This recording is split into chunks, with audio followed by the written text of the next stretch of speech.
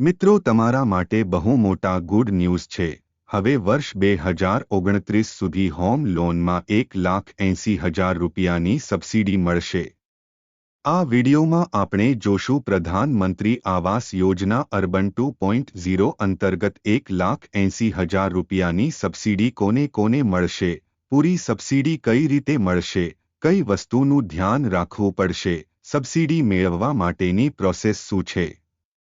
વિડિયોની શરૂઆત કરતા પહેલા તમે અમારી ચેનલને સબસ્ક્રાઇબ ન કરી હોય તો ચેનલને સબસ્ક્રાઇબ કરી દો અને બેલ આઇકોન પર ક્લિક કરી દો। તો પહેલા જોશું આ સબસિડી કોને કોને મળશે। નંબર 1, જે લોકો નવું મકાન ખરીદવા અથવા નવું મકાન બનાવવા માટે હોમ લોન લેતા હોય તેને આ સબસિડી મળવા પાત્ર છે। નંબર 2, જે લોકોની ટોટલ ફેમિલી ઇન્કમ 9 લાખ રૂપિયા કરતાં વધારે ન હોવી જોઈએ, એટલે કે ઘરના બધા સભ્યોની ટોટલ ઇન્કમ 9 લાખ રૂપિયા કરતાં વધારે ન હોવી જોઈએ। નંબર 3, ઘરના સભ્યોમાં કોઈપણના નામે પાકું મકાન ન હોવું જોઈએ, એટલે કે પોતાનું પેલું પાકું મકાન ખરીદતા હોય અથવા બનાવતા હોય તો તેને જ આ સબસિડી મળશે। નંબર 4, ફેમિલી મેમ્બરમાંથી કોઈએ પણ અગાઉ હોમ લોન સબસિડીનો લાભ લીધેલ ન હોવો જોઈએ। જો તમે અગાઉ એકવાર સબસિડીનો લાભ લીધેલો હશે તો તમને આ સબસિડી મળશે નહીં। નંબર 5, તમે જે મકાન ખરીદો અથવા બનાવો તે મકાન શહેરમાં હોવું જોઈએ, એટલે કે ઉર્બન એરિયામાં હોવું જોઈએ। નંબર 6, તે મકાનની કિંમત 35 લાખ કરતાં વધારે ન હોવી જોઈએ। તે મકાનની વેલ્યુ 35 લાખ કરતાં વધારે હશે તો આ સબસિડી મળશે નહીં। નંબર 7, તમારા મકાનની હોમ લોન 25 લાખ કરતાં વધારે ન હોવી જોઈએ। નંબર 8, તમારું મકાન 120 સ્ક્વેર મીટર કરતાં વધારે ન હોવું જોઈએ, એટલે કે 1,300 સ્ક્વેર ફૂટ કરતાં મોટું ન હોવું જોઈએ। નંબર 9, એક જ મકાન ઉપર એક જ વાર સબસિડી મળશે, એટલે કે તમારા મકાન ઉપર તમે સબસિડીનો લાભ લઈ બીજાને વેચશો તો તેને આ સબસિડીનો લાભ નહીં મળે। જો આ 9 મુદ્દા મળતા હશે તો જ તમને સબસિડીનો લાભ મળશે।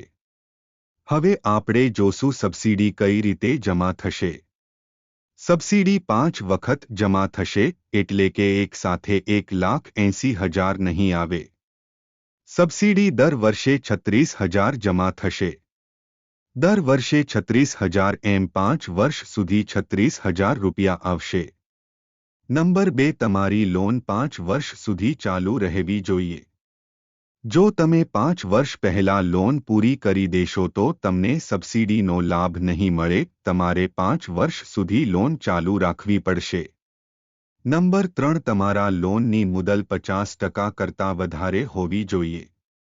જ્યારે પણ સબસિડીનો હપ્તો જમા થાય ત્યારે ચેક થશે, તમારા લોનની મુદલ 50% કરતાં વધારે છે કે નહીં, વધારે હશે તો જ તમને સબસિડી મળશે। જો તમે 10 લાખની લોન લીધી હોય તો તમારે 5 લાખ કરતાં વધારે મુદ્દલ બાકી રહેવી જોઈએ તો જ તમને સબસિડીનો પૂરેપૂરો લાભ મળશે। નંબર 4, લોનની સબસિડી તમારા લોન એકાઉન્ટમાં જમા થશે, એટલે કે જો તમે 10 લાખની લોન લીધી હોય અને પેલો હપ્તો 36,000નો જમા થાય તો તમારે 10 લાખ માઇનસ 36,000 જે રકમ વધે તેનું જ તમારે વ્યાજ ચૂકવવું પડશે।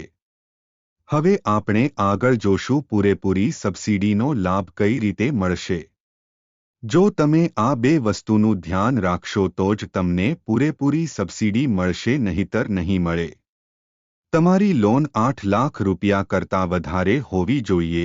જો 8 લાખ કરતાં ઓછી લોન હશે તો તમને 1,80,000ની સબસિડી નહીં મળે, તેમાંથી ઓછી સબસિડી મળશે। અને આપણે આગળ જોયું એમ 25 લાખ રૂપિયા કરતાં લોન વધારે હશે તો તમને 1 પણ રૂપિયાની સબસિડી નહીં મળે। પૂરી સબસિડી માટે તમારી લોન 8 લાખ રૂપિયાથી 25 લાખ સુધીની જ હોવી જોઈએ। બીજું, તમારી લોન ઓછામાં ઓછી 12 વર્ષની હોવી જોઈએ। 12 વર્ષ કરતાં ઓછી હશે તો તમને પૂરેપૂરી સબસિડી નહીં મળે। હવે આપણે આગળ જોશું તમારે કઈ વસ્તુનું ધ્યાન રાખવાનું। તમારે તો પહેલા ઓફિશિયલ વેબ પોર્ટલ ઉપર જઈને રજિસ્ટર કરાવવું પડશે।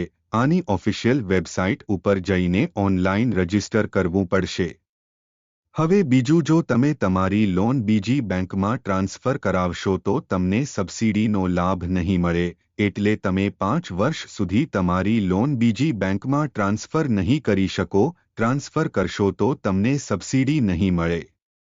જો તમારી લોનનું સેન્શન અને ડિસબર્સ 21 સપ્ટેમ્બર 1924 પછી થયું હોય તો જ તમને સબસિડી મળશે। જો 21 સપ્ટેમ્બર 1924 પહેલા લોનનું સેન્શન અને ડિસબર્સ થયું હશે તો તમને સબસિડીનો લાભ મળશે નહીં। ત્યાર પછી તમારા મકાનનો અપ્રૂવ લેઆઉટ પ્લાન બેંકમાં જમા કરાવવો પડશે। જો તમે લોન લ્યો ત્યારે જમા નહીં કરાવો તો તમને સબસિડીનો લાભ નહીં મળે। છેલ્લો મુદ્દો, તમારા મકાનનું લોકેશન અને તેનો ફોટો પોર્ટલ ઉપર અપલોડ કરવાનો રહેશે। જેવો પહેલો હપ્તો જમા થાય ત્યાર પછી બીજો હપ્તો લેવા માટે ફરી તમારે મકાનનું લોકેશન અને ફોટો વેબ ઉપર અપલોડ કરવાનો રહેશે। મિત્રો, આ વિડીયોમાં તમને કાંઈ ન સમજાણું હોય તો તમે કોમેન્ટ કરીને પૂછી શકો છો, હું તેનો રિપ્લાય જરૂરથી આપીશ। મિત્રો, વિડીયોને લાઇક અને શેર કરવાનું ના ભૂલતા, જેથી કરીને બીજાને પણ આ વિડીયો કામ આવે। જો તમે અમારી ચેનલને સબસ્ક્રાઇબ ન કરી હોય તો ચેનલને સબસ્ક્રાઇબ કરી દો અને બેલ આઇકોન બટન દબાવવાનું ભૂલતા નહીં। ફરી મળીશું એક નવા વિડીયો સાથે। જય હિન્દ।